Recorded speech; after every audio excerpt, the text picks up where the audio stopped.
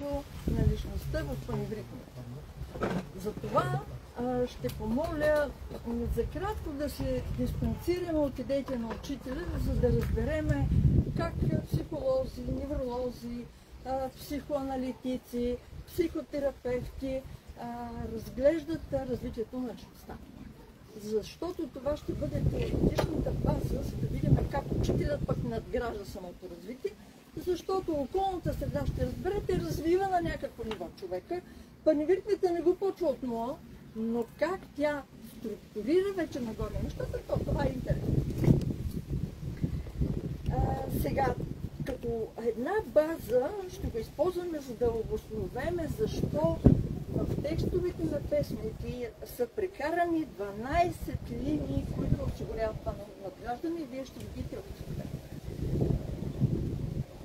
Учителят говори за личността в 222 беседи, което заслужава самостоятелно изследване. Моята цел беше по-различна, един абсолютно различен ъгъл. В 1938 година той формулира 12 личностни характеристики, като започва от здраве, физическа издръжливост, възвишени чувства, духовен подем, силна воля, инициатива, решителност, смелост, активност, калена нервна система. Тези обаче характеристики са резултати и се формират от 12 фактора на въздействие, които се получават от съчетаване на хореографията с неговите изисквания за изпълнение. Изправена стойка, оттегнати крайници, контрол на всяка част на крака, контрол на всяка част на ръката, отворени точни позиции, самоприемане, концентрация, при включване на вниманието, съчетаване на движенията на ръцете с тези на краката, симетрия, плавност и синхрон като един човек. Човекът е продукт на своите усилия. Това е фундаментална мисъл. И ще видите, че всъщност това е заложено в самата основа на паневритмията. Надявам се, че в различни етапи в своя живот сте се изправили пред важните въпроси, които са стъпка в самоосъзнаването и търсенето на смисъл. Кой съм аз? Дали постъпих правилно? Бях ли добър? Оправдах ли очакванията на своите родители? Добър родител ли съм? Как се чувствам? Защо съм гневен? Какво ще оставя след себе си? И какво осмисля живота? Всичките близо 40 теории и концепции, свързани с психологията на личността, всъщност се занимават с идеята за идентичност и личност и аз концепция. Не можем да не започнем с Фройд. 23-та година той създава своята психодинамична теория, в която казва: азът на човека е изграден от 3 различни личностни структури. Едната е идентификация, което всъщност са нашите наследствени, родови, биологично решени потребности и нужди, които в крайна сметка чрез егото се опитват да се удовлетворят, като оказват своето въздействие, защото те търсят непрекъснато задоволяване. В същото време суперегото, неговата всъщност задача е като отражение на околната среда и състоящо се от рационална мисъл, съвест и морал, да забавят удовлетворяването на нагона и на агресията. Иначе казано на идентификация. И това се постига със само контрол. Учителя има една много хубава мисъл. Много хора не разбират себе си като личност, да разбира и да познава човек себе си в пълния смисъл на думата. Това означава да се владее. Това е 30 години. Иначе казано, това е самоконтрол. Този морал ще го видим, че той има специално място в текстовете. Тези 12 фактора на въздействие са изградени върху самоконтрол и воля. 5 структурите на личностните характеристики са също волеви структури. Имаме другата теория. Следващия е Юнг, естествено. В неговата аналитична теория той казва, ние се явяваме с раждане с едни родови архетипове, това, което може да правим в своя живот, да ги изпълним със съдържание, надяваме се ново. Обаче следващата социална теория в 1934 година на Джордж Мид, той каза нещо друго. Собственото ни аз се състои от аз и мен. Субективното, но активно аз ни казва как се чувствам. Обаче социалното мен е начинът, по който виждам себе си. Тогава Мид казва, развитието на личността зависи от взаимодействието с околната среда и социалния опит. И затова аз концепцията е самоосъзнаване и самооценка.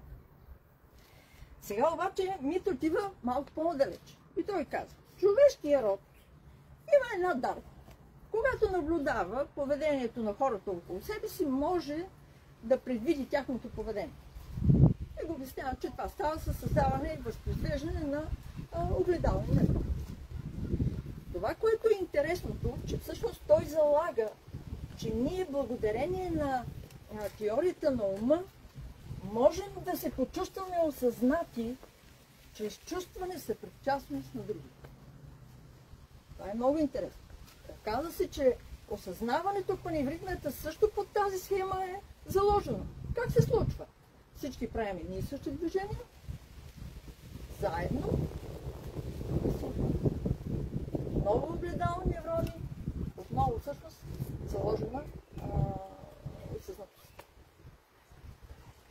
Отиваме в следващата теория, макар че е създадена в зората на 20 век, 1902, това е теорията на Чарлз Коли, но тя се оказа, че е актуална и днес, защото тя обяснява защо социалните мрежи всъщност се превърнаха в огледало на съвременния свят.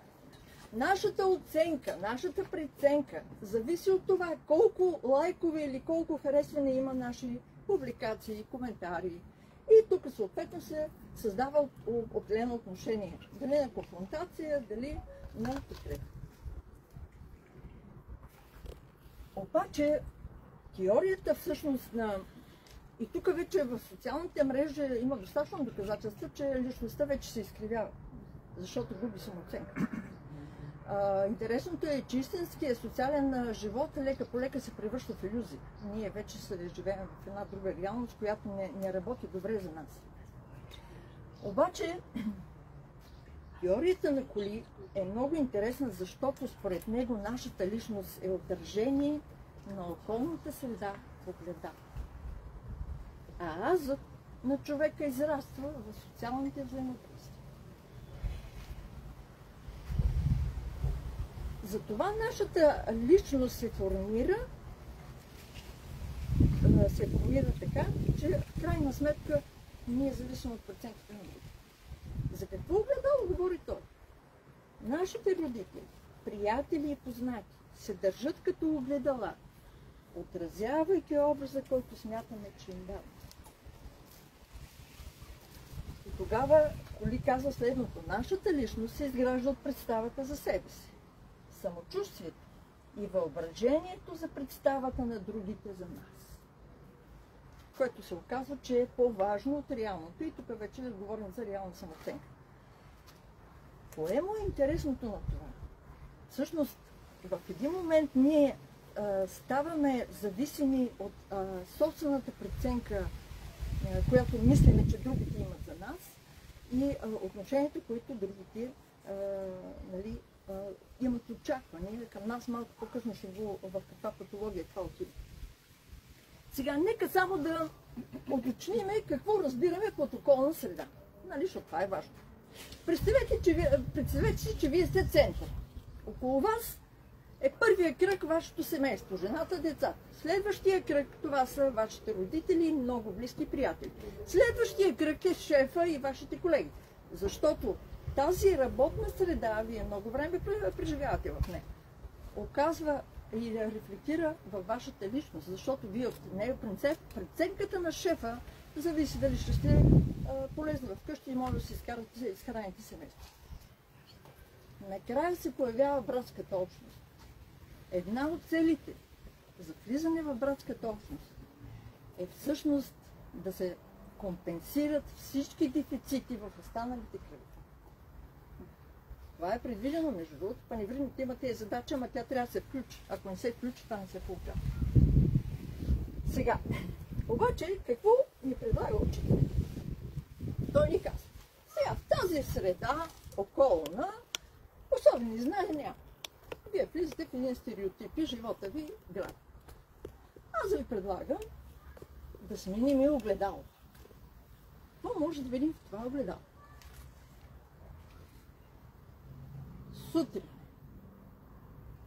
въздухът е свеж, вятърът развява косите ти, стъпките нагазваш в росната трева, стъпките ти остават тъмно-зелени следи, около тебе природата диша, пее, бухае.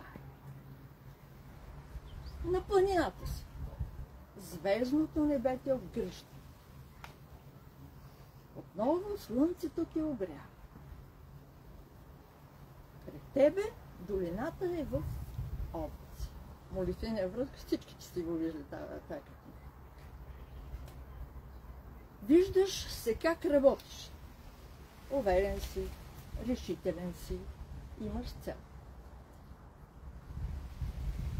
Леко ти е на душата. Не си сам. Около тебе има хора, които не познаваш, но се чувстваш като част от общност. Усещаш подкрепа. Не се страхуваш. Изправяш снага. Да откриваш смисъл. И така нататък. Познати ли ви са тези неща? Образи от текстовете на паневрите. Сега обаче, за да не останем в илюзията на социалното мен, представата в огледалото е подкрепена от танцуването в среда, която отговаря на средата в текстовете. Вижте ли колко гениално измислено? Сега отиваме към другата теория. Теорията, то още едно огледало има на Жак Лакан. Жак Лакан е психотерапевт и той казва, изграждането на личната идентичност става чрез откриване на себе си в други. Добре, подобно на, да кажем, на другите неща. Къде е разлика? Той казва, това става в два плана. В първия план от другите откриваме отражението на собствени черти, които не харесваме, и процесът е несъзнателен. Това обяснява домашното насилие. Защото детето и жената са ми под ръка, за съжаление вече има и мъже, които са жертва на домашно насилие. Това е факт. И второто, ние непрекъснато проектираме аспекти на личността си върху другите, чрез промяна на перспективата. Ако се огледате, ще видите такива примери. Майка, която винаги хори със сина си навсякъде. Когато жената има образ какъв трябва да бъде нейният съпруг и той не отговори на нейните очаквания, тя проектира своите мечти върху детето си, сина си, за радост, без сексуалността. Всичко останало. Детето не може да покрие тези очаквания. Няма как, неговата личност не позволява, ситуацията не позволява. И ние сме били свидетели как детската личност започва да се изкривява, да се деформира и детето първият сигнал е вдига детска тревожност съркоматична. Как се справим с тези негативни състояния? Те са почнат несъзнателни, защото и второто е несъзнателно. Ами с синхронната игра. И ще обясня как. Ако вашия партньор, паневритми, следва тези 12 фактора на въздействие, в огледалото вие виждате личност, която харесва.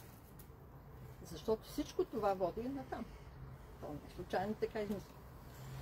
И вие следвате вече тези движения, пак подсъзнателно, но ги следвате и всъщност по този начин вие потискате тези несъзнателни процеси. И се получава.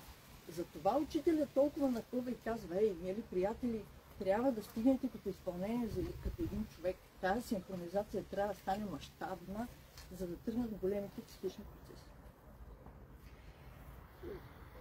Сега отиваме към фундаменталния оптимизъм на Карл Роджерс, който в 1959 година казва: вижте какво сега. Всички ние заслужаваме да бъдем човека, който сме си мечтали. Това е така.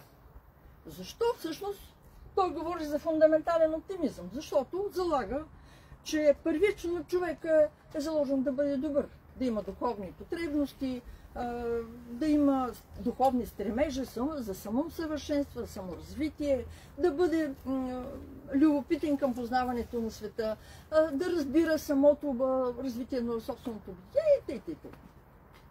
И той казва следното: според мен има два типа личност. Едната е неадекватна, тя не е интересна, но другата е напълно функционална личност. За да бъдем и да се развием като такава напълно функционална личност, трябва да сме отворени за преживяване. Трябва да дадем на живота си смисъл. И тъй като се приема, че сме отговорни към себе си, затова трябва да имаме активно, възприемчиво и творческо отношение към живота. За да можем да намерим задоволителен смисъл на нашата реалност. Ключовата дума е нашата.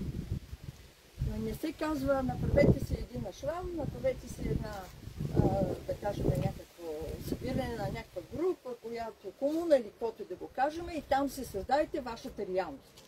Не, вие имате интерес да се развивате в собствената си реалност, в средата, в която ви е вашето семейство, вашия шеф и всички други. Като тук ключово е самочувствието. Не, после ще обясним защо. И накрая съм ви оставила една много интересна теория. Това е логотерапията на Виктор Франкъл. Виктор Франкъл е третия във Виенската тройка.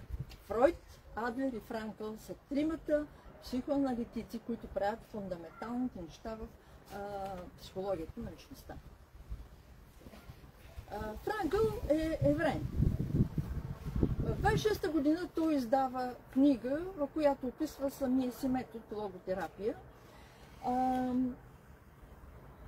наречена "Човекът в търсенето на смисъл". Обаче като идват нацистите, тъй като е еврей, те му вземат книгата и го пращат в концлагер. Той минава през два такива концлагера, загубва семейството, брат си, но непрекъснато експериментира своята терапия, за да види как върват процесите. Спасява себе си и спасява много хора около себе си благодарение на това. И като свършва войната, той отново издава книгата, вече обогатена с този опит. Ще видите защо тя е фундаментална от гледна точка на днешния ден, защото е, как да кажа, обогатена в среда, в която всеки ден живота и смъртта са в концлагер. Какво казва всъщност в своята теория Франкъл?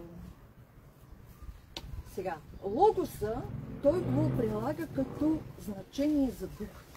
Тук има нещо, което той затова се отличава от всички останали. Като свобода, съзнание и волята за смисъл, защото за да откриеме супер значението в живота си, трябва да признаем съществуването на Бога в нас. Това е фундаментално. Никой друг не го слага като акцент. Зачитайте себе си, своята личност, от любов към Бога в себе си, 29-та година, казва учителят. Сега, понятието Бог Франкъл използва, разбира се, като трансцендентално съзнание, което едновременно е глобално и лично за всеки един от нас. Ще видите, че това е отнесено едно към едно и в паневритмията, аз затова им обръщам внимание. Сега, търсенето на смисъл Франкъл извежда върху две понятия. Първото понятие е свободата за волята и казва: вие не можете да контролирате външните обстоятелства, но имате свободата да изберете как да реагирате на тях.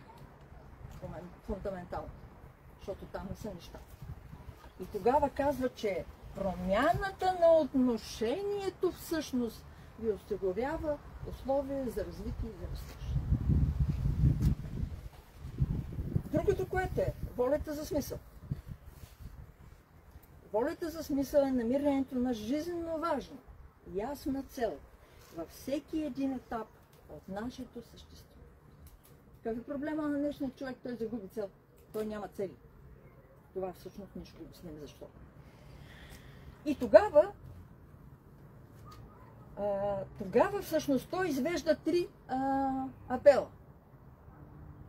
Поеми отговорност. Поемането на отговорност ще ни позволи да открием силата за промяна. И ще видим, че това също е заложено в това. Това ще ти осигури растеж, ще ти даде възможност за по-висока цел и това той го обобщава като творчески ценности. Следващия апел. Живей с решение, което ще рече работи всеки ден с мотивация, с решителност и имай смелост и устойчивост да се изправиш през цялото време пред бедствието. Представете си го в този слайд. Това той обобщава като ценности на отношението и отива към третия апел. Откри собственото чувство за живот. Живей в сферата на любовта, на взаимоотношенията и в красотата на природата, все едно отнесено към паневритмията. И това той го обобщава като преживяни ценности. Защо са важни тези ценности? Той ги извежда, защото те всъщност са източники за смисъл. Ако трябва от цялата тази теория да изведем едно определение какво всъщност е личността, за да се ориентираме, то най-простичкото е, че личността е социална дефиниция на човек. Но ако трябва да е малко по-дълбоко, личността е много измерна структура от физически характеристики, темперамента, който ви е по рождение зададен, и психически характеристики, характера, който ви се изгражда, иначе казвам, той може да се променя, които образуват стабилна лична организация, която осигурява пространство за човешкото поведение. Личността се определя от личностните характеристики. Те пък от своя страна се определят от това как гледате на света, от това какви цели си поставяте и от ценностната система. И тук отново се връщаме към Фройд и неговия морал. Сега ще ви предложа 5-факторния модел на личностните характеристики, защото той е предпочитан от психолозите, изведени от хиляди въпросници, анкети, така че е достатъчно достоверен. Представете си една скала. Имате високи нива и ниски нива. Това, което тук съм записала, са високите нива. Първата характеристика, това е възприемчивост. Отвореност към опит и преживяване. Колкото по-отворен е човека, толкова по-голяма е възможността той да развие абстрактна мисъл. Ще видите, че в паневритмията в текстовете това е необходимо. Сега, колкото и заедно с това, всъщност той има способността да намира връзка да търсим общи модели с заобикалящи ни се. Това е много важно, това е много сериозно. Сега, когато човек умее да борави с няколко абстрактни понятия едновременно и го прави бързо, самото промяна на владеенето, това говори за по-висока интелигентност и за това коефициент на интелигентност е в тази характеристика. Избягват рутината и търсят нови усещания. Винаги търсят и намират нови, по-добри решения и проблеми на проблемите, който е креативност и адаптивност. Сега, защо ви казах тук, че могат да намират веднага връзка с модели от реалността? Защото, както казахме, за да избягаме от илюзията на социалното мен, ще трябва да направим връзка между образите в текстовете и това, което се случва в реалната среда. Тези, които притежават тази характеристика, това го умеят и това подпомага тяхното развитие. Интересно е какво се случва в ниските нива. Тези, които са в ниските нива, за тях е характерно противопоставяне на промяната, на новите идеи и догматизъм. Комисията по паневритмия се сблъска с това челно. Защото всички братски ръководители на братски групи, нали не казваме братските групи въобще, казваме тяхните ръководители, открито заявиха, ние с вашите решения няма да се съобразиме, ние не искаме промяна, ние си искаме това, което си е било, ние си искаме стереотипа, ще си играем само по сестрите и ще си играем само по 38, което е догматизъм. Това беше първият сигнал, че моделът е сбъркан. Щом развива личността в ниските нива. И как няма да е, като има 17 грешки. Втората характеристика е съвестност, организирано, дисциплинирано преследване на целите, активност, работоспособност. Те са действени, разсъдливи, силна необходимост от ред, ясно зададени правила и тесни рамки за ориентир. Ами, това е резултат от ясно зададените правила. Което е съвсем нормално. С какво го свързвате тесните ориентири? С кое упражнение? Така не? От едната до другата окръжност навънка нямате право да излизат. Кое ще рече? Ето и тук част от паневритмата е заложено и тази личностна характеристика. Какво виждаме в ниските нива? Спокойствие, пасивност, безотговорност. Все едно си говорим за братските градове. Защо? Искаме си хармония. Искаме да сме си заедно, да се обичаме. Правилата на учителя забрави, аз ще си играя както си го чувствам. Отговорности въобще не е сериозно. Ето ви още една характеристика, която се развива в ниските нива, благодарение на избъркания модел. Отиваме в другата, екстроверсията, нормално, ниските нива ще бъдат интровертите, те социалните контакти ги товарят, те не искат да се живеят сами. Какво има в високите нива? Почтителност, нужда от социални контакти, социализирането ги прави вдъхновени и емоционално заредени. Всеки, който влезе в кръга на паневритмията, независимо какво му е нивото на изпълнение, той консумира това. Той е емоционално и зареден и вдъхновен. Това идва от общата игра. Просто идва от общата игра. И накрая има самоувереност. Сега отиваме към сговорчивост. Държолюбно поведение, мило отношение, както го казва учителя, добра входа, кратко казвам. Важно е доброто на групата и често загърбват собствената личност. Мислят колективистично. Дълбоко като основна, фундаментална цел в паневритмията е колективното съзнание. Тя затова и обща игра. Сега в ниските нива на сговорчивостта излизат. Те не се притесняват да влизат в конфликтни ситуации и често ги създават. Това го видяхме в групите, Viber групите на комисията, го видяхме, ама пълна сила. Имаше хора, които само с това се занимават. И последното отиваме в невротизма. Обаче невротизма скалата се обръща. Невротизма е всъщност склонност към изживяване на отрицателни емоции или негативни емоции. Високите нива на невротизма, околният свят е изпълнен с потенциална заплаха. Тук имаме интерес да бъдем в ниските нива. Какво развива ниските нива? Нужда от емоционална стабилност, уравновесени са, спокойни, стабилни. Кое в паневритмията работи да отиваме в ниските нива на невротизма? Ами имате един позитивен текст, една спокойна музика, групова подкрепа, защото никога не играете сами и имате вярата в Бога. Сега и тук има нещо много интересно. От динамиката на привключване и концентрацията, през детайлите на движенията, всъщност се потиска и ограничава действието на хормоните, свързано с негативните състояния. Виждате ли, това е измислено. Когато превъртах в информацията за личността, която казва учителя, попаднах на една много интересна мисъл и затова сега ще ви я покажа. Човек не знае защо има 10 пръста. Първият пръст е да бъде самостоятелен. Личност трябва да има. Личността създава първия пръст. Това е показалец.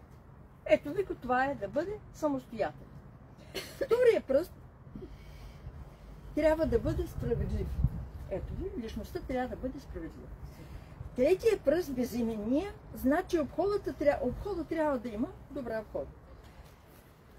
Най-малкият пръст е да знае как да постъпва всеки ден. А палецът има за цел да ги обхване и да ги кърне. Ако към цялата ръка и постройка на личността отнесеме личностните характеристики, става горе-долу следното. Значи в първия пръст става възприемчивост, екстроверсията е във втория, в третия сговорчивост, в четвъртия съвестност. С оговорка поставих невротизма в палеца, проста причина, че овладяването на неговото му овладяване става през вярата в Бога и това е божествения пръст. Все пак го казвам свободно. Тогава имате във втората ръка един квинтет с капелмайстор, имате първа цигулка, имате виолончело, имате алт, имате бас и имате и алт. Това ви е капелмайстор. И сега, докато се сменя постера, нека да видим как, защо, кое налага всъщност да се сложи текст. Защото този текст, вие знаете, че минава през сериозна трансформация, който вече става онова, което превръща паневритната система. Точно текста превръща паневритната система.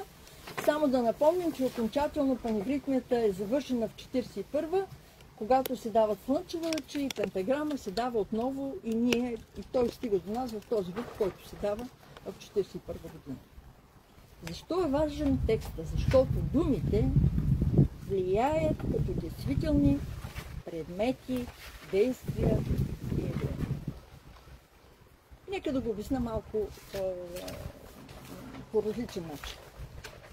Благодарение на вашето въображение, благодарение на абстрактното ви мислене, благодарение на асоциациите и на представите, вие може да формирате образ от думите. И тогава вашия мозък има способността този образ да създаде от него реалност. Това говорим за огледало. През текста учителя създава нова реалност в огледало. Сега, ако музиката обагря преживяването емоционално, думите създават среда на една дълбочина на преживяването, то добре изпълнените синхронни движения дават една широта и обем на преживяването. Кое е най-широкото и обемно движение в паневритма? Марш на пентаграм. Не случайно, това е завършика на паневритма. Сега, тези две среди на песните и на движенията, тези две среди би ме подпригвало съвсем спокойно. Няма нищо. Така леко. Ще се извиниме, после и готово. Отдясно? Няма нищо. Въпрос само да го прочета. Така, значи, тези две среди на песните и на движенията взаимно се припокриват. Те се надграждат и се обогатяват, за да превърнат преживяването в духовно. И вие да се почувствате свободни хора. Това му е всъщност смисъл. Сега всички познавате текстовете на песните. Изследването, което ще направим заедно, има за цел да обяснят защо се налага промяната в текстовете. Бони в комисията направи един анализ през текста от 33-та, тези, които са дадени, през текста на Синета от 35-та и това, което стигна вече като финален текст под нотите в 41-та, всъщност има 6 упражнения, търпят сериозна промяна. В доста от тях има чисто смислови редакции, някои се запазват, но имаме 3 нови текста към 3 упражнения. Това е летение, наранина и пентаграм. Комисията стана ясно, че в стихосбирка на Пампоров е открит текстът на пентаграма. Наскоро се чух с Величка Драганова и тя сподели, че когато са обработвали архива на Пампоров, са открили ръкопис на стихотворение, върху което са нанесени редакции, и тези редакции превръщат текста в текста на пентаграмата. Безспорно е, че това е станало с участието на учителя, няма как да стане. Както и Весела Несторова, въобще текста не е нейн, тя просто е била молитчето и тя си го е признала. Сега ще използваме 5 опорни точки. От теорията, за която ще говорихме в първата част, извеждаме механизма за формиране на личността. Какво казахме? Околна среда, казахме социална среда, промени отношението от твори се, харесай себе си, поеми отговорност, за да откриеш силата за промяна, бъди активен с дейност, ред правила, следване на цели, търси решение с оптимизъм, мотивация, смелост, открий собственото чувство за живот, с красотата на природата, взаимоотношенията и любовта, намери смисъл в своята реалност с промяна на мисленето, откриването на повече цел и почувствай се свободен и цялостен. Това всъщност е финала на развитието на личността. Втората опорна точка, личността, се определя от това колко са устойчиви навиците. Жоро ви подхвърли за навиците, че трябва да станат устойчиви, нали? Иначе нямаме интерес. Да, много е важно колко са устойчиви навици. Какви са убежденията, какво е обичайното поведение и начина ви на отреагиране. Както каза Франкъл, много е важно как ще реагирате, от това зависи дори и здравето. Сега в 43-та година учителя ясно заявява: за да можеш да бъдеш личност, не можеш да бъдеш личност, ако не учиш. Не можеш да бъдеш личност, ако не любиш. Не можеш да бъдеш личност и да бъдеш свободен, ако не воюваш за своята свобода. Обаче конструкцията той дава в 37-ма, като казва: ще имате най-първо 3 основни стълба в себе си. Стълб на любовта, стълб на мъдростта, стълб на истината, и тогава около тези стълбове ще създавате своята личност. Онова велико благо, което е смисъла на живота ви. 37 година.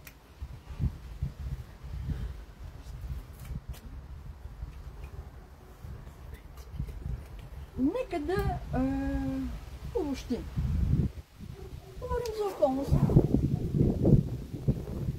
Околната среда в огледалото е заменена с природната среда. Като целта не е в текстовете да се опише великолепието на природа. По-важно е приплитането на състояние, отношения и преживявания. Това ще го последим в текстовете. Често отношението е лично и от него, от личното, преминава в глобално.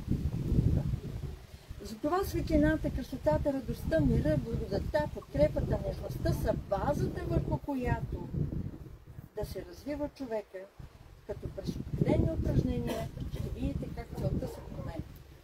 Аз съм ги маркирала тук с цветни точки. Това е отваряне, мекане, обещаване, хубав ден, стъпка по стъпка и безспорно слънчеви лъчи и пентаграм.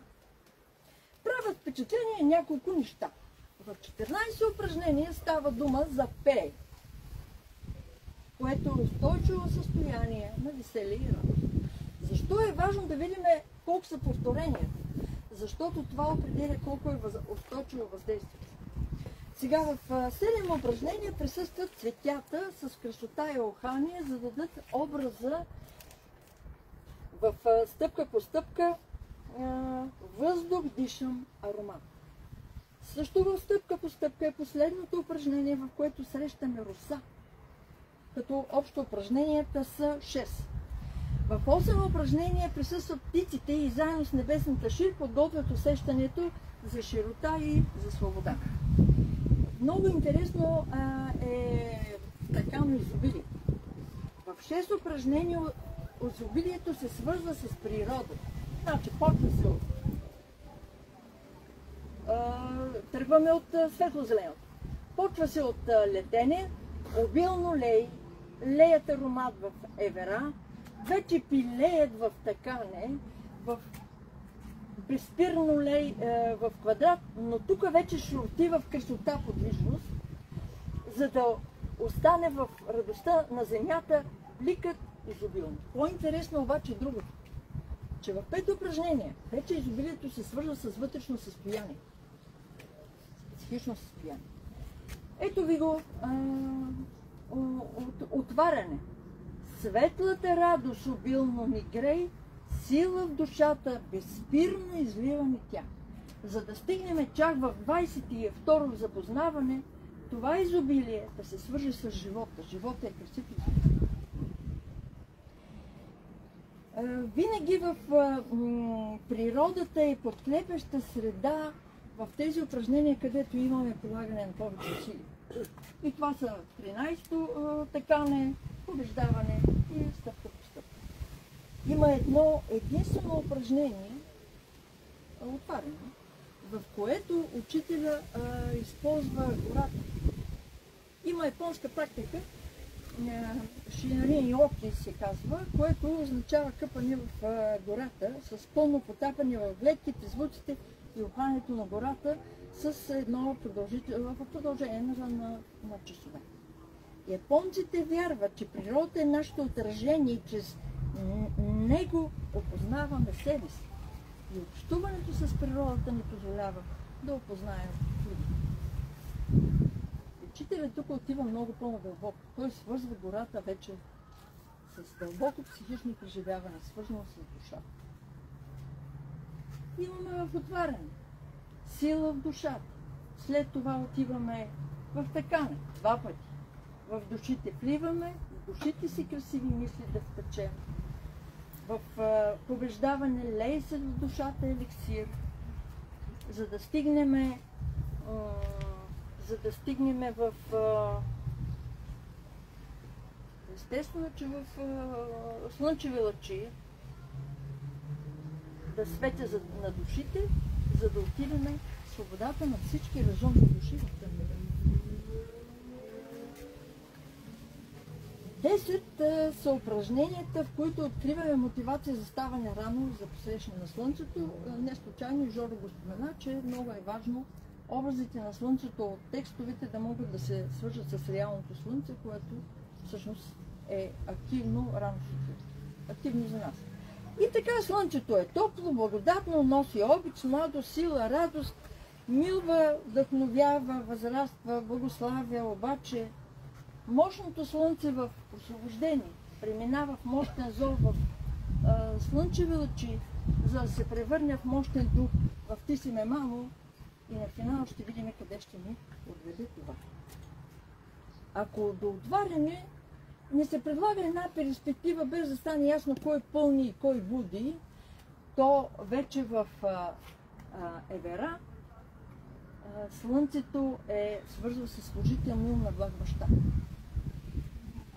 И вече от квадрата до края Слънцето е връзката и посланника на Бога. Когато говорим за взаимодействието на социалната среда, идваме тук вече, в 6-то упражнение за първи път човека се поставя в природната среда.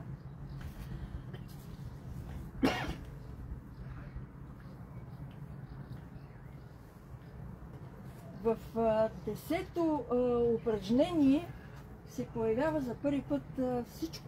Ние ставаме част от това всичко. Нали, отиваме вече тъмно-зеленото следиме. Минаваме през нас, нази, ни, за да стигнем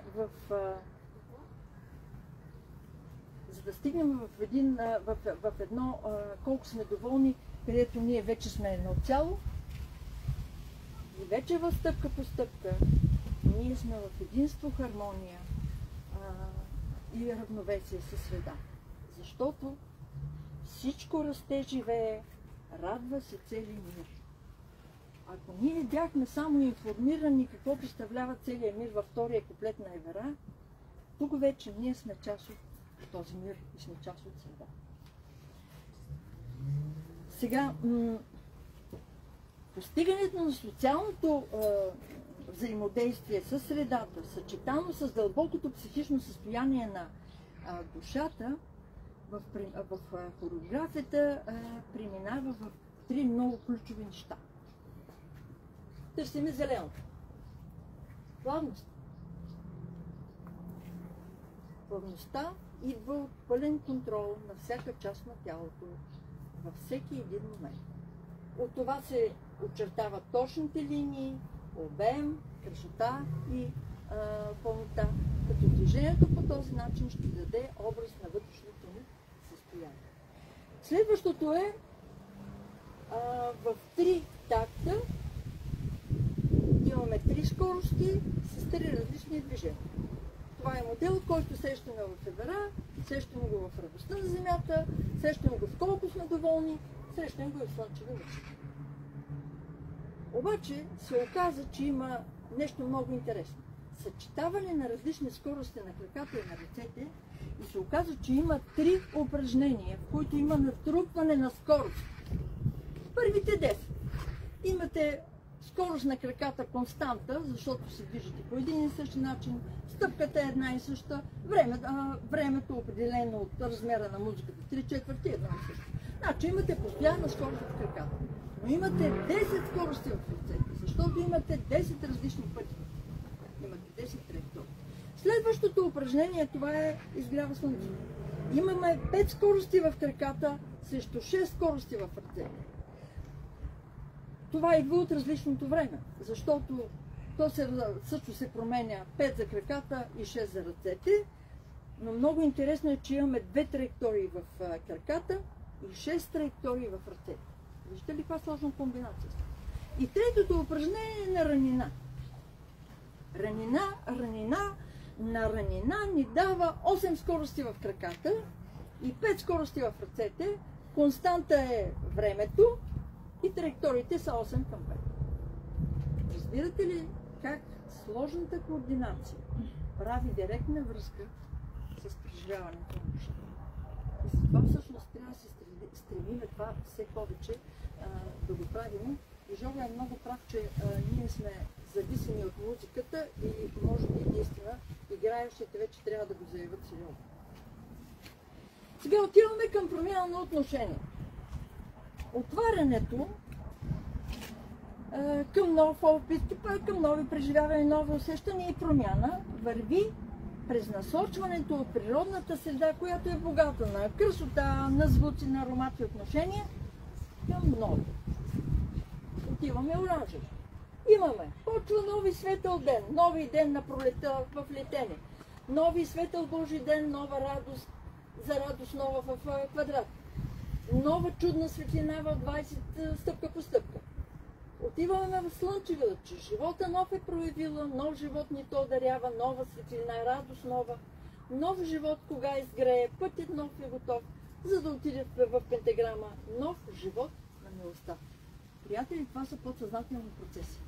Процесът на отваряне през нови отваря един нов хоризонт към отваряне. Това му е интересно, това на цяка. Сега, я да видим как върват нещата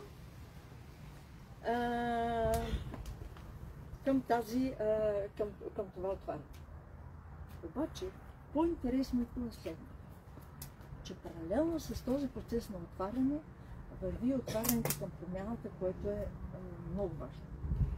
И най-интересното, че е подкрепено с оптимизъм.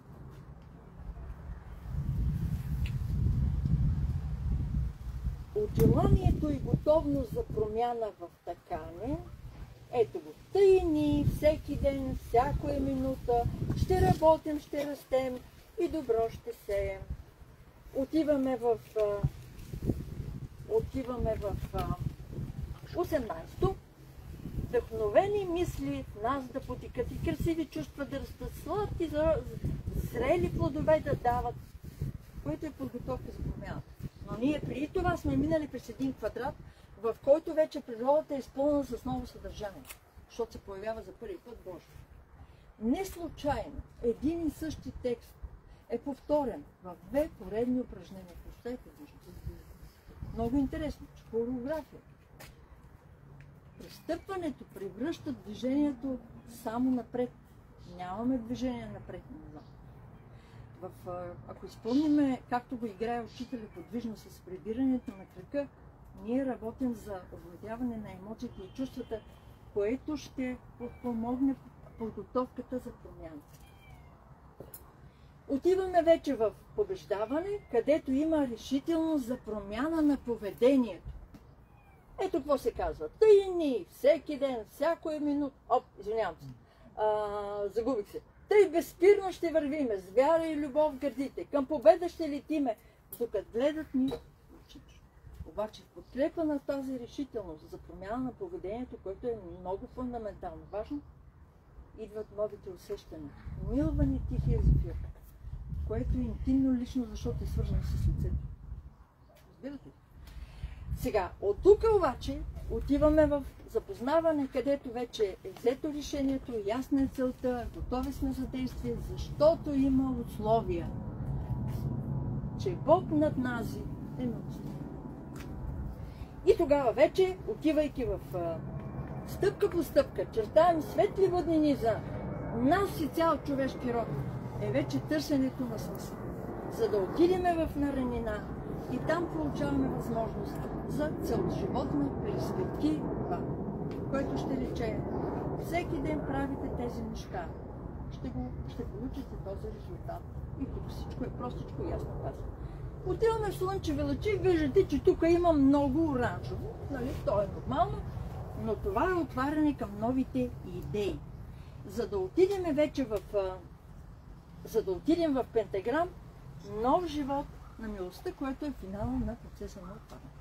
Сега, как са решени нещата през хореография? Решени са с отворените позиции.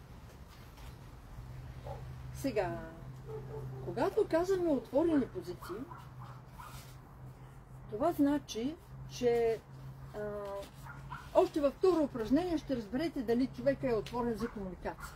Ако той достига до хоризонталната равнина на гърба. Всичко, което е преди това, са затворени позиции. Това са вътрешни страхове. Да, много е благодатно и неговата личност. Сега, другото, което е откритото лице. Много благодаря на Жоро, че когато направи движението с Наум, с песента, не си покри лице. Аз не знам кой въведе тази мода при промисъла да се закрива лице. Това е друга култура, приятели. Вие комуникирате с Бога, трябва да бъде странично обливане. Не може да бъде пред лицето. Хващанията в хубав ден. Лицето трябва да е открито. Не е случайно пляскането, имаме рисунка такава, пляскането е пред гърдите и след това дланите се отварят, за да бъдат около нашето личице, което е нашето цвете и това е нашата заявка за това, което сме ние. Другото, което е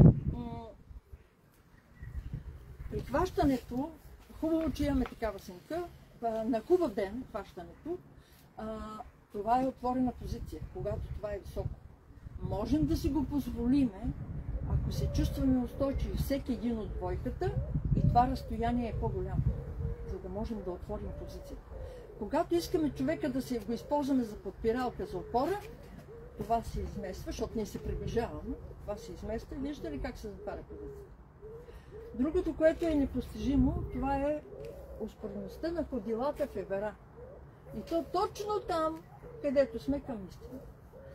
Подсъзнателно е ясно, трудно ми е да приемем истината, което не е лесна. Какво правиме масово, се вижда в практиката? Стъпваме си диагонално. Защо? Искаме да ни е удобно да се завъртиме в следващия етап. Но реално ние не можем всъщност да направим комуникация от отварянето на истина. В 11 упражнения е предвидено успоредност на ръцете. Като се почне от едно дигане и се стигне чак до марша на пентаграм. Защо е важно? Нека да почнем от дигането. Обикновено жените сме с по-голям ханш. Ако ние принесеме тази ширина, горе виждате ли става отворено. Целта на отваряне и комуникация трябва да стане успоредно. Иначе казано, трябва да се събере. Всичките движения обикновено минават през хоризонтална позиция, защото ще го кажа. Успоредността се определя от нашите ramена. Това сме ние. Това са нашите ramена. Всичко, което е по-малко или се прибиращо, е затваряща позиция. И вие нямате интерес към това, защото няма да тръгнете процесите на това. Така, сега, втората, тук идва и синхрона с партньора. Ако аз съм готов за комуникация, аз съм готов да се синхронизирам с неговите движения. Ако аз реша да си го играя както си искам, подсъзнателно автоматически го отхвърля. Сега, отиваме към отваряне към себе си.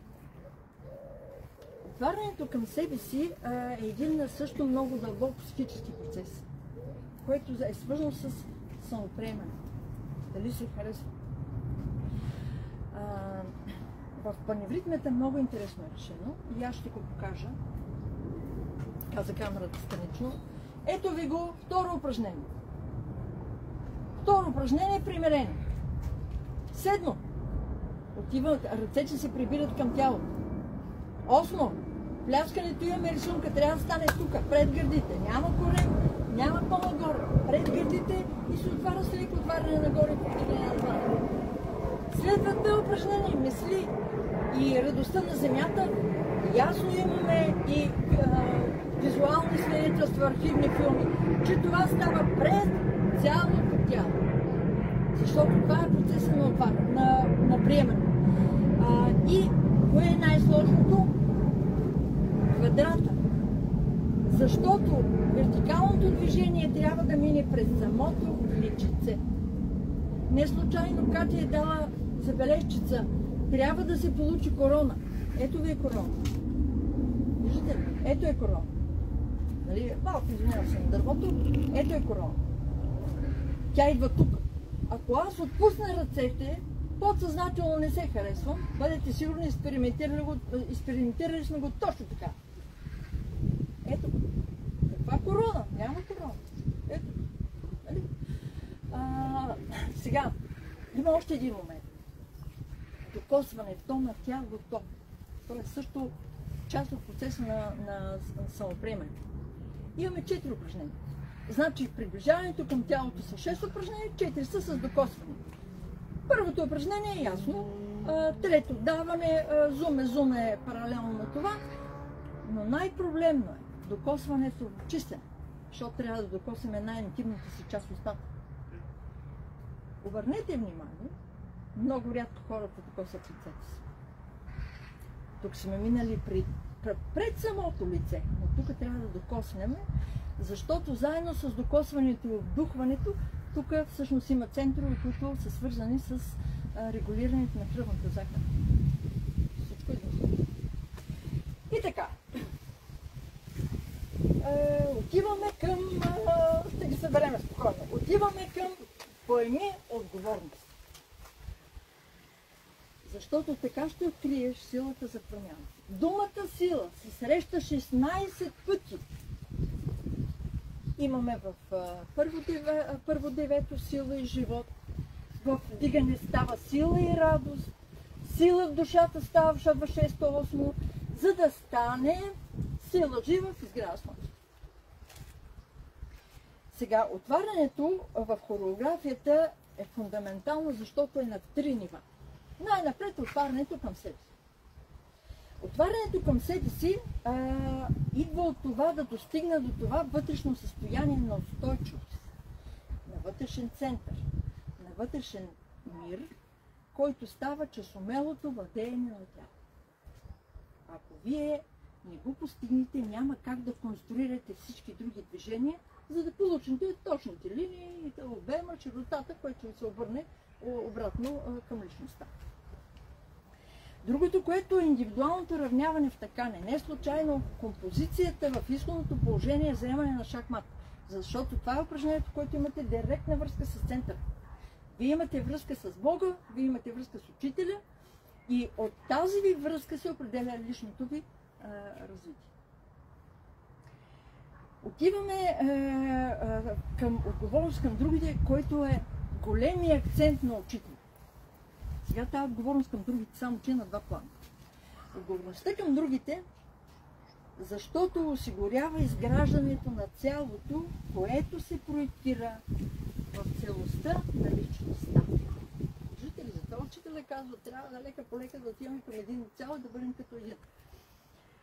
Равняването спрямо центъра на първо ниво с партньора. Ще го повтарям докато трябва. Вижте как играе една семейна двойка и ще видите какви са отношенията в семейството. Този, който не може ясно да изрази позицията си, просто такава роля взел, няма устойчивост, няма увереност, не му е дошъл момента, той изнася гърдите напред. Тялото реагира и заявява тази позиция по този начин. Този, който държи контрола и е доминанта, той леко е малко по-напред.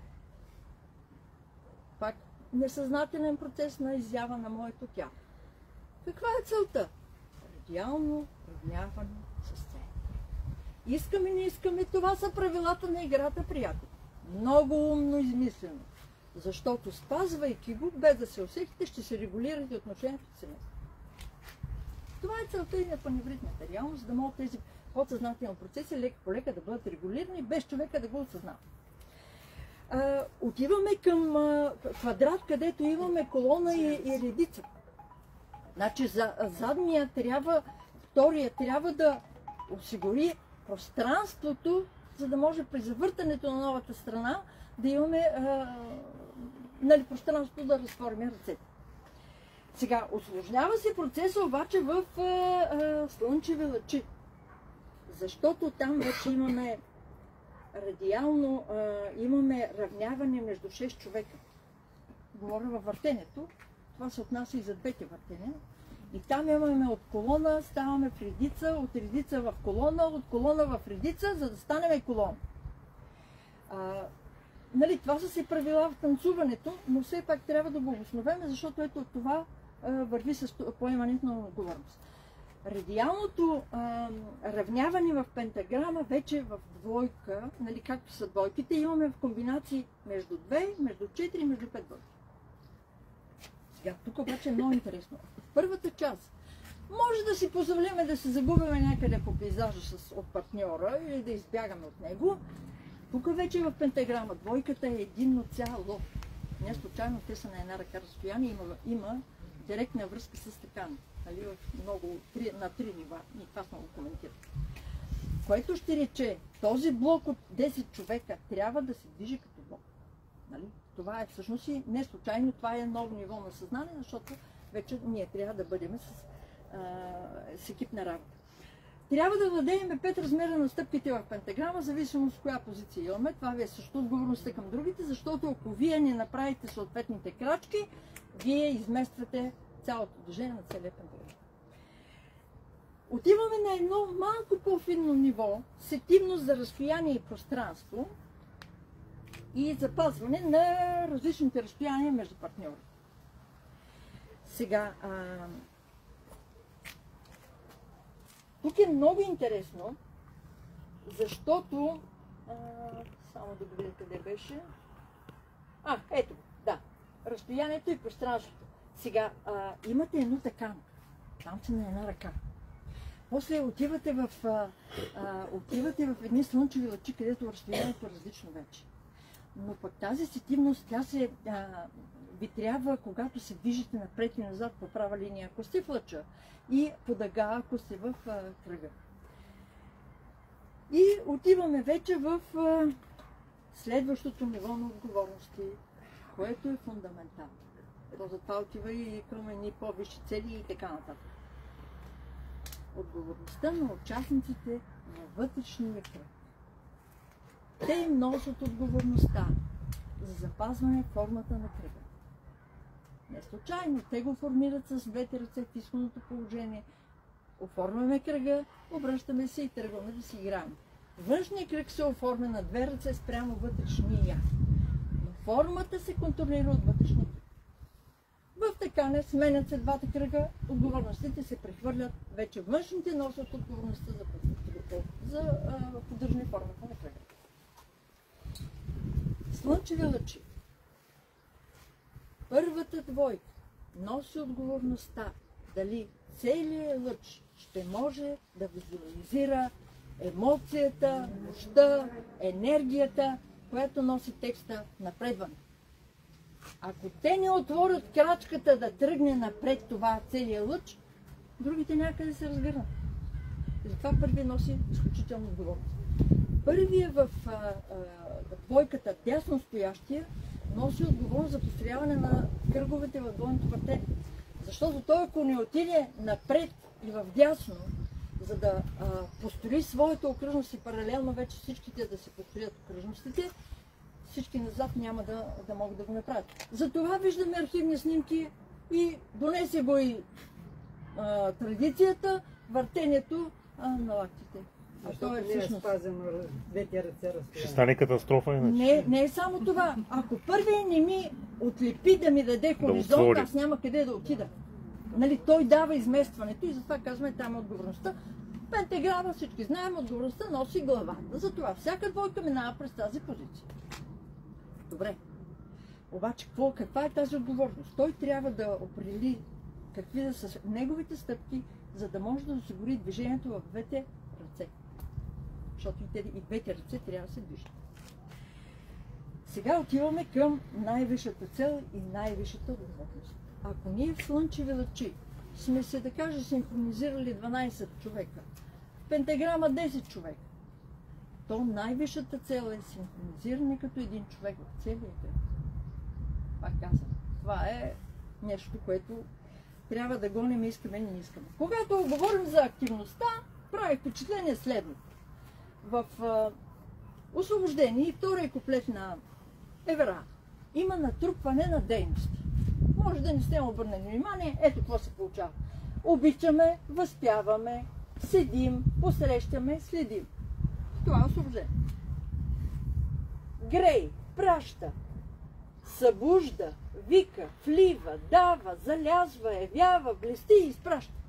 В Евера. Дейността може да се свържеме с състоянието бодро. Търсиме, ето го синьото. Бодро играем по росни треви и цветя в отваряне пляскане. Бодро вдигаме чела в побеждаване. И отиваме бодър глас и бодра гимнастика в наранина. Сега, всяка сутрин, не всеки ден, всеки час, всяко е минута, всяка сутрин в ранен час, всеки хубав Божи ден, стъпка по стъпка, който слага единия крак пред другия, всичко това превръща навиците в устойчиво. И това всъщност затова има това натрупване. Сега, следването на целите в такане, ние сновеми течем най-красиви мисли. Отиваме в запознаване. Ние работим на нашите ниви и ги посяваме съвсем избрано. Отиваме в стъпка по стъпка.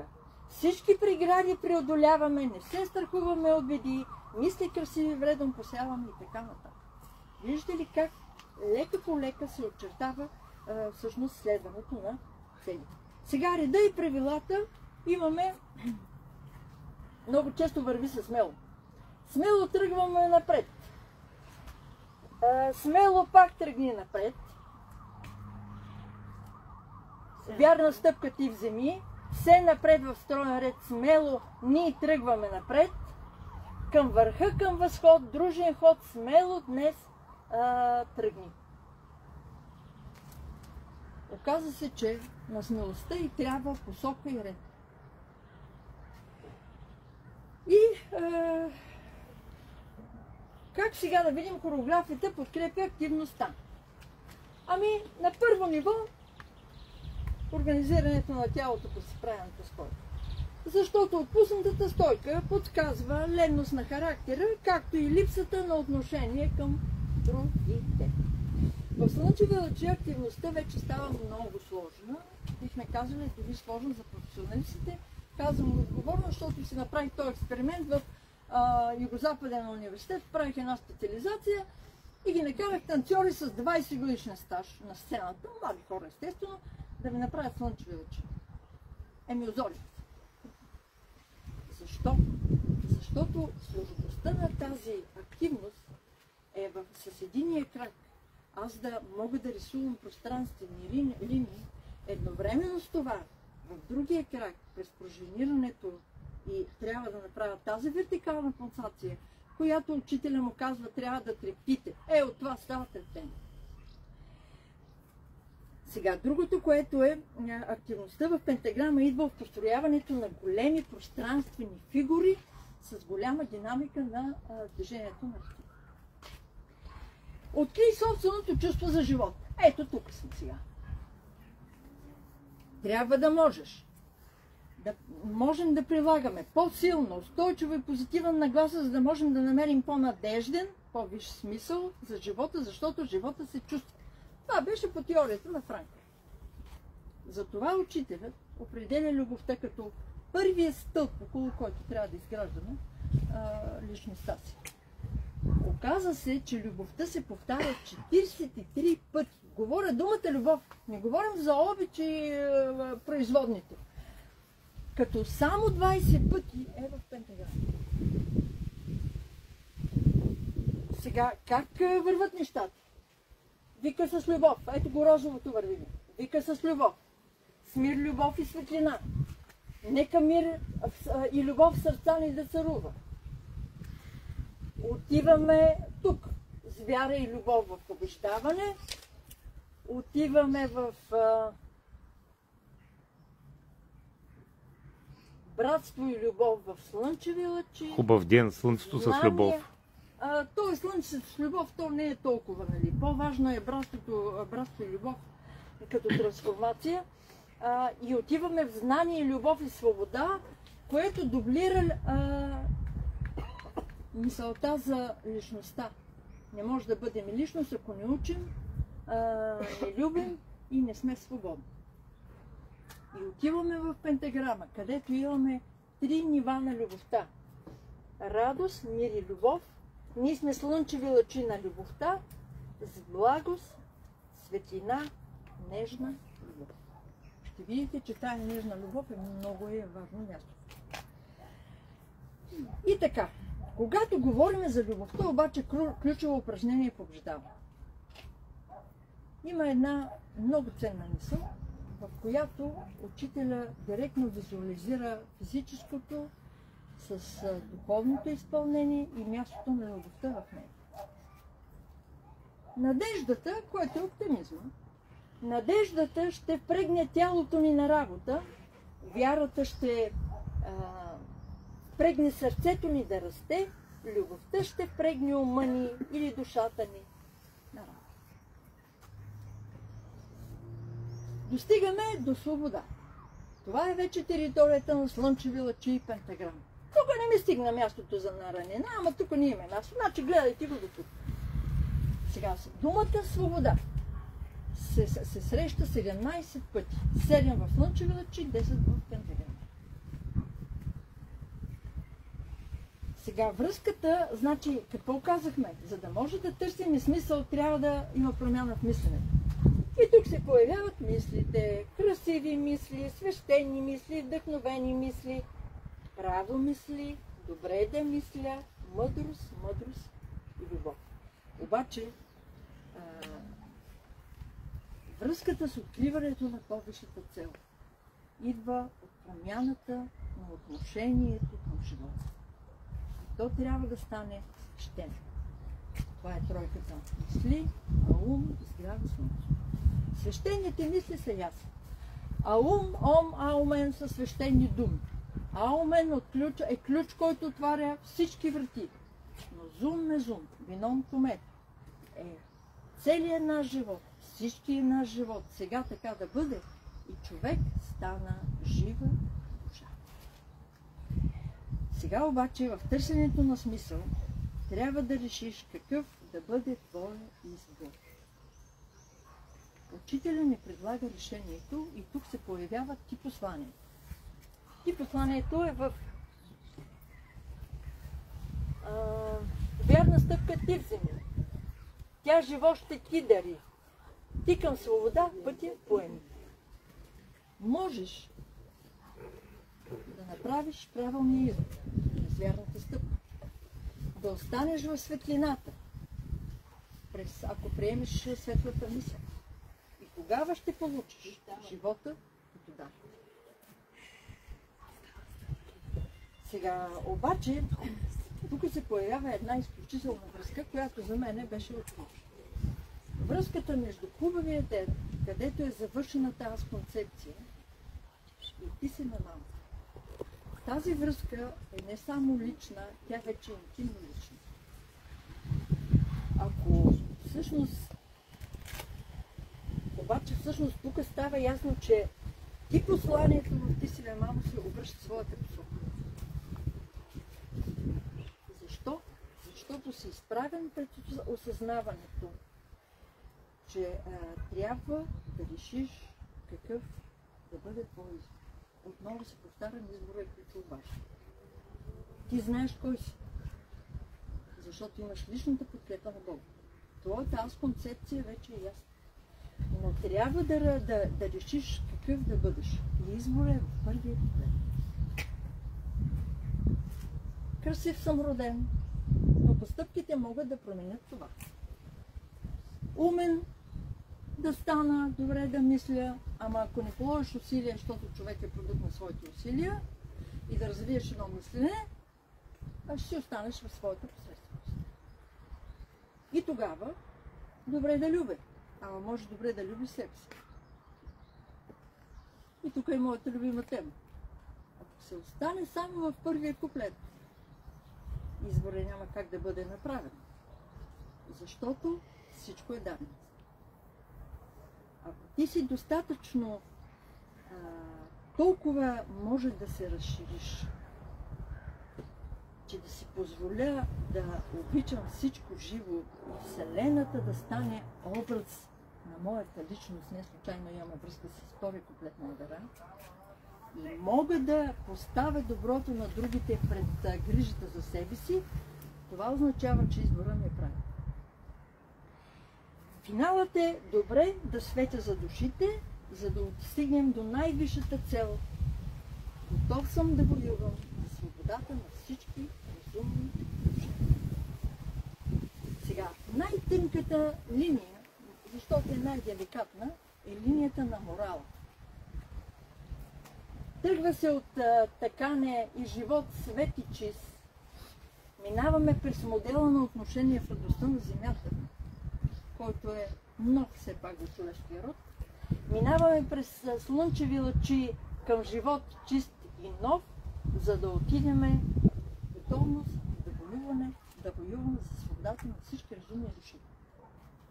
Не случайно учителя казва, трябва да воюва за своята собствена свобода. Човешката история, всички глобални промени са минавали през война. Това е положението. Обаче, това, приятели, не се постига с молитви и добри намерения. Защото злото лесно не може да се победи. Но никой не знае каква е мощта на моралната сила. Защото характеристиките на новия морал са благост, светлина, нежна любов.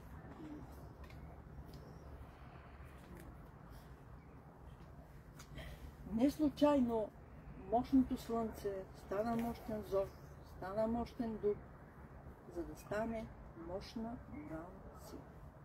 Мислете го, няма какво друго да реши конфликта с злото, освен големия морал. И така, нека все пак да завършим в реалността, нали? Защото трябва да видим как мога да излизаме от ситуацията. Съвременният свят е в лошо състояние. Това е безспорно. Наблюдава се едно безсилие в търсенето на смисъл. Хората почти са безпътни, да ни кажа, че новото младо поколение въобще няма цели, вече няма и мотивация за учене и за работа. Липсва хоризонт. И това е така, Защото това състояние се нарича умора на цивилизация. Обаче, учителя какво казва? Всъщност и другото, което е много важно. Ние сме заляти от една несвързана информация. Виждате, социалната мрежа ни залива, но тя е несвързана информация. Виждате какви взаимовръзки има, 12 линии има само в текстовете. Това, което аз съм видяла, може да са още повече. Имате стратегия на надграждане на качествата на личността. Тук всичко е вързано, нищо не е случайно. Докато в нашата реалност няма връзки, няма хоризонти, няма нищо. Учителя обаче ни дава хоризонт. Какво ни казва? Горе те живот светли висини, пикам свобода пътя поеми. Ама условието е да положиш усилие. И то какво усилие? Сега учителя построява цяла координатна система през текстовете в хореографията, в която структурира надграждането на личността. Обаче, как да можем да излезем от ситуацията, в която сме поставени? Защото виждате, че нищо не може да направим. Уж нищо. Тази ситуация, единственият изход, всеки да направи най-доброто, на което е способен. И тогава, разбира се, паневритмата ни дава посоката, как може да го направим. И всеки трябва за себе си да открие правилно. Благодаря за вниманието. Имате ли въпроси? Аз не чух умора, как нарекохте това? Умора на цивилизацията. Който е нормално, то се вижда, че няма изход. Тя стига до своя пик на развитие и тръгва деградацията, ние я виждаме. Но има изход. Ето го изход.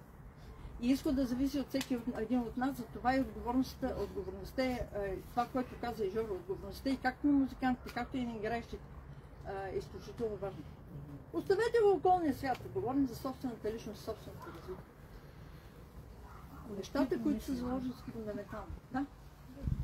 По този начин се развива колективното мислене и човек може да се отрази в това колективно. Да се реализира, да се отрази и да се реализира. Личността има нужда от тази подкрепа. Затова в пирамидата на Масло е точно той трябва да бъде част от групата. И паневритмите дава тази възможност, защото създава групата за играта. И така, приятели, много работа има. За да стигнем до това да осмислим живота си, още няма много работа, но си струва. И така. Благодаря за вниманието още веднъж. И надявам се така да си гледате записа от време на време, за да някои неща да си ги намествате или да направите връзките, но просто гениалността на учителя е фундаментална. В смисъл, отново казвала съм го и пак ще се повторя, няма човешки ум, който да съгради това нещо. Няма човешки ум, който да може да го структурира в такава голяма дължина. Така че, ние имаме голямата привилегия, че сме българи, но и голямата отговорност, че трябва да го докараме до изпълнение като един човек. И така.